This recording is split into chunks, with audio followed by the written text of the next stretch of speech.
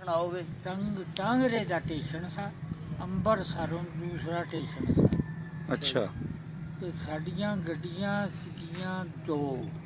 ਅੱਛਾ ਜੀ। ਦੋ ਸੀਗੇ ਇੰਜਣ। ਅੱਛਾ ਜੀ। ਉਹਨਾਂ ਗੱਡੀਆਂ ਨੂੰ ਦੋ ਇੰਜਣ ਲਾਏ ਸੀ। ਦੋ ਗੱਲ ਹੀ ਲਾਏ ਸੀ।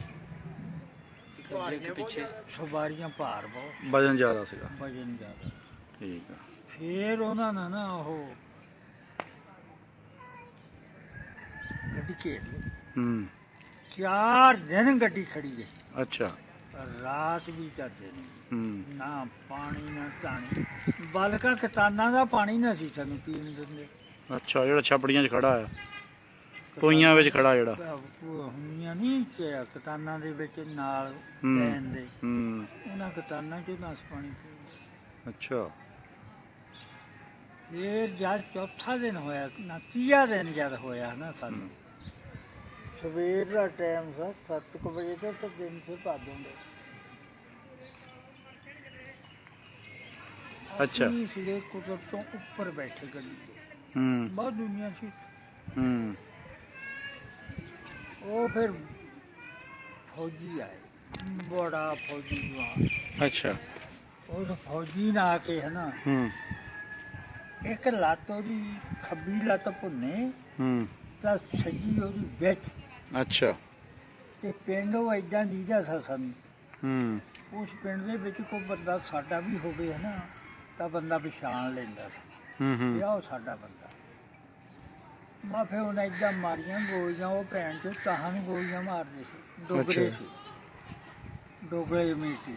ਹਾਂ ਹਾਂ ਉਹ ਨਹੀਂ ਫਿਰ ਏਦਾਂ ਉਹਨਾਂ ਨੂੰ ਭੁੰਨੇ ਰੱਖ ਕੇ ਭੈਣ ਚੋਂ ਪੈਰ ਆਹ ਖੱਬਾ ਅੱਛਾ। ਚਲਾਈ, ਫਿਰ ਉਹਦੇ ਵਿੱਚ ਜਿਸਲੇ ਮਾਰਿਆ ਉਹ ਤਾਂ ਉਹ ਕਤਾਨ ਦੇ ਵਿੱਚ ਡਿੱਗੀ। ਹੂੰ ਫਿਰ ਡੋਗਰੇ ਜਿਹੜੇ ਤਾਹਾਂ ਨੂੰ ਚਲਾਉਂਦੇ ਸੀ ਉਹ ਵੀ 2-3 ਡਿੱਪੇ। ਅੱਛਾ।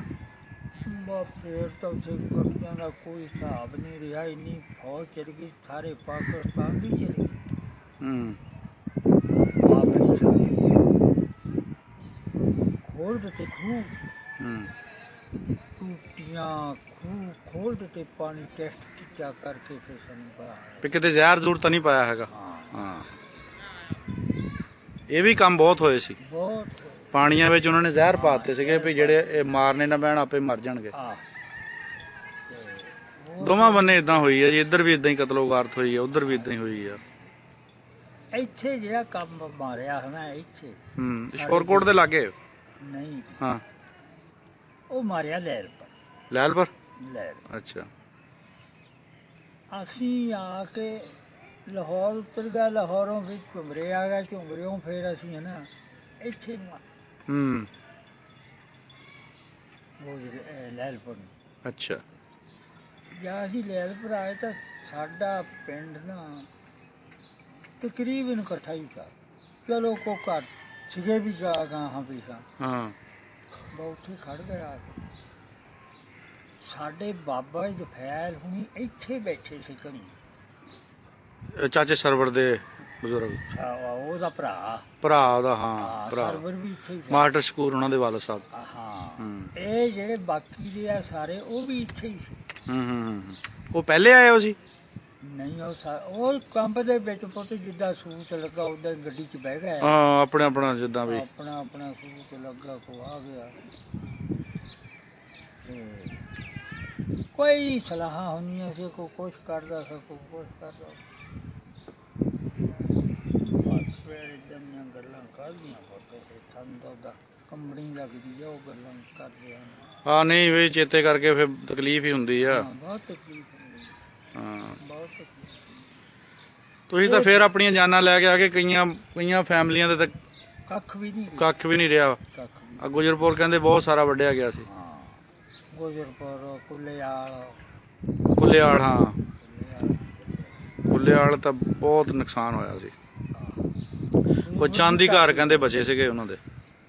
ਆਹੋ, ਗੁਜਰਪੁਰ ਵੀ ਬਾਬਾ ਨੁਕਸਾਨ। ਹਾਂਜੀ। ਬਸ ਅੱਲਾ ਦੇ ਕੰਮ। ਜਿਹਨਾਂ ਦਾ ਦਾਣਾ ਪਾਣੀ ਮੁੱਕਿਆ ਸੋ ਮੁੱਕ ਗਏ। ਹਾਂ, ਇੱਥੇ ਆ ਕੇ ਦਿਲ ਤਾਂ ਨਹੀਂ ਐਡੀ ਛੇਤੀ ਲੱਗਾ ਹੋਣਾ। ਦਿਲ ਨੂੰ ਕੀ ਸੀਗਾ ਉੱਥੇ, ਤਾਂ ਪਿਛਲਾ ਸਾਨੂੰ ਯਾਦ ਸਾ ਰਹਿੰਦਾ ਫਿਰ ਹਾਂ ਪਤਾ ਕੁੜੀ ਆ ਵੀ ਮੁਸੀਬਤ ਸੀ। ਹਾਂ ਅਸੀਂ ਤਾਂ ਸ਼ੁਕਰ ਕਰਦੇ ਸੀ ਵੀ ਅਸੀਂ ਲਾਹੌਰ ਟੱਪੇ ਆ ਹਾਂ ਜਾਨਾਂ ਬਚਾ ਕੇ ਆਪਣੀਆਂ। ਜਾਨਾ ਬਚਾ ਕੇ। ਹਾਂ ਬੜਾ ਔਖਾ ਕੰਮ ਆ ਜੀ, ਬਹੁਤ ਸਾਰਾ ਘਰ-ਬਾਰ ਛੱਡ ਕੇ ਆਣਾ, ਉੱਥੇ ਆਪਣਾ ਮਾਲ ਡੰਗਰ, ਆਪਣਾ ਪੈਸਾ ਮਾਲ ਤੇ ਡੰਗਰ ਆਪਣਾ ਮੰਜਾ ਘਰ ਉਦਾਂ ਹੀ ਛੱਡ ਜਾਂਦੇ ਜਿੱਦਾਂ ਹੁਣ ਘਰ ਵਾ। ਆਪ ਇਦਾਂ ਹੀ ਵਸਦੇ ਸੀ ਲੋਕ। ਇਹਦੇ ਨਾਲੋਂ ਵੀ ਜ਼ਿਆਦਾ ਸਸਤ ਉਸ ਵੇਲੇ ਖਰਿਆ ਕਾਦੀ ਦੁਨੀਆ ਵਸਦੀ ਸੀ। ਸਹੀ ਗੱਲ ਆ ਇੱਥੇ ਤਾਂ ਹੁਣ 1947 ਤੋਂ ਬਾਅਦ ਅਸੀਂ 70 ਸਾਲ ਹੋਏ ਆ। 70 ਸਾਲ ਹੋਏ ਆਇਆ ਨੂੰ ਉੱਥੇ ਖਰਿਆ ਕਰਦੇ ਉੱਥੇ ਤਾਂ ਕਈ ਨਸਲਾਂ ਜੰਮ ਕੇ ਉੱਥੇ ਮਤਲਬ ਹਾਂ ਜਵਾਨ ਹੋਈਆਂ। ਹਾਂ ਪੁਰਾਣੀ ਗੱਲ ਆ ਜੀ। ਪੁਰਾਣੀ